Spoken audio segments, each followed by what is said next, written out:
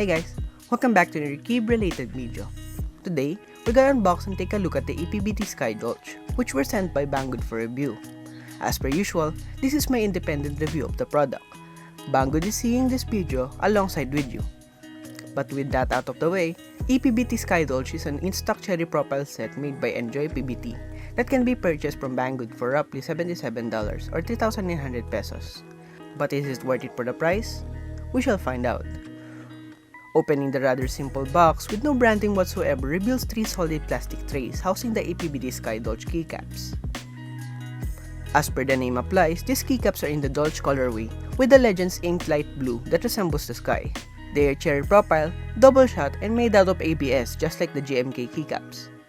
This means that these keycaps will shine far more quicker than PBT, but in return, you'll get a much more vibrant hue of colors from the keycaps. The complete kit, which I have here, comprises of 153 keys.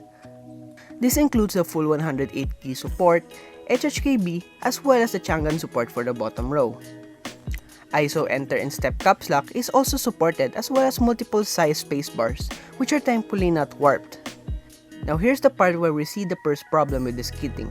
The 65 and 75% support is only tied up to one position for the page up and page down keys on the R1 and R2, meaning if your keyboard doesn't support page up and page down on R1 and R2, you're stuck with it on this keycap set.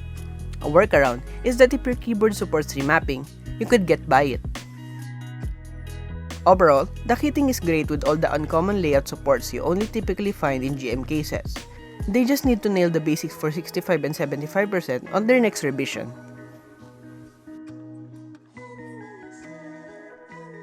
Onwards to the legends, they are okay in quality.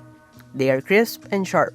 This set in particular features icons and text in the modifiers, miles better than Acco's text-only modifiers in my opinion, but what they gain in design, they lose on consistency. The letters Q and G are remarkably thinner than the rest, and the shift key's letter T looks to have separated from the word shift entirely. Not all hope is lost though. I like that ePBT stuck with the GMK style fonts and legends, while including cute cherry and heart novelties for your escape and knob cluster. The F and J are scooped, and they can be easily felt and distinguished, making your job to stay at the home row much easier. As I've said in the intro, this set is ABS and double shot, just like the GMK sets. The color blue is vibrant and the keycaps are roughly textured to help you get a grip on your keyboard.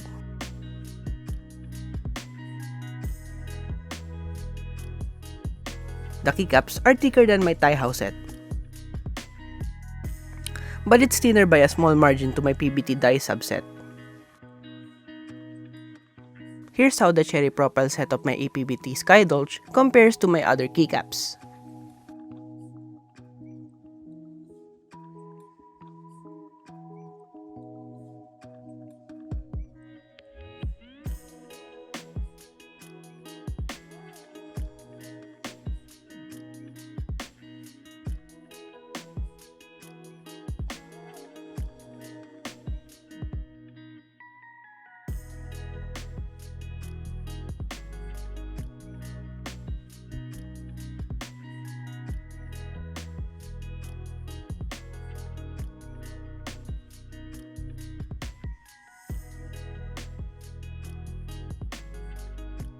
One of its weakness though, it being cherry profile, is the amount of interference it has on the north-facing switches. Because of ePBT's short stem as well as the double shot injection banging on the switch, this can't be used with comfort on north-facing switches. It just hits the top of the switch constantly.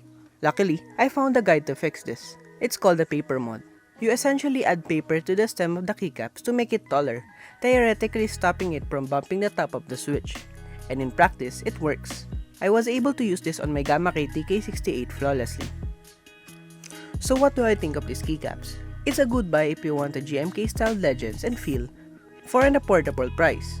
But in my opinion, ePBT needs to step up their game if they want to compete with the likes of the Acco ASA profile and cherry profile sets out in the market. But overall, I'm quite impressed on what ePBT was able to deliver with such an affordable price.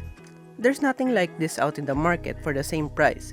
I highly recommend it for those people who want to try out a GMK-like set but can't wait for the group buys, as long as your keyboard is south-facing, of course. I also recommend this for keyboard enthusiasts who want niche keyboard layout like Chang'an or HHKB. But that's been it. I'm John J. Belreba, and here's a typing demo of the ePBT Sky Dolch on the Ako Mod 007. Enjoy, and I'll see you on the next video.